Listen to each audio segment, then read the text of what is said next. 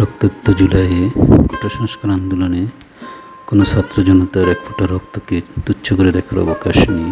এরপরও এই কিছু উজ্জ্বল সম্ভাবনাময় নক্ষত্র যে ঝরে পড়ছে, তাদের আক্ষেপ যেন শেষ হওয়ারই নয়।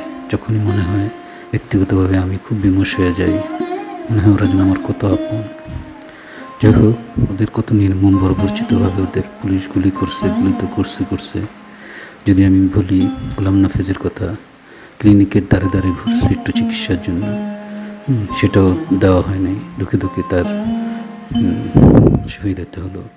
এরপর যদি বলি টাঙ্গাইলের ইমনের কথা, তাকেও অ্যাম্বুলেন্স থামিয়ে পুলিশ বর্বরচিত আচরণ করছে, তাকেও চিকিৎসারভাবে শহীদ হতে হয়েছে।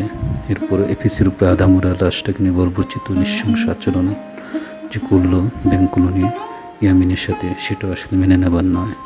এরকম হাজারো ভাইদের সাথে কত বর্বরচিত হামলা, বিশেষ করে যাত্রাবাড়ির শনি আখড়াতে যে গণহারে যে নিরীহ মানুষের উপরে গুলি করা, কোনোগুলো ভুলার নয়।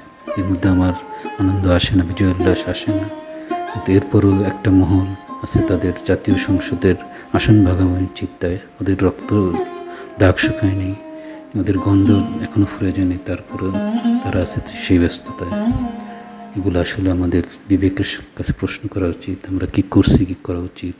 ওদের রক্ত বা ভিতরে যেতে দেওয়া যাবে না। কুচক্রী মহল এখনও লেগে আছে তাদের ষড়যন্ত্র প্ররোচনায়, সেটার দিকেও খেয়াল রাখা উচিত। মাফ করবেন কারো যদি কষ্ট লাগে থাকে। আল্লাহ হাফেজ।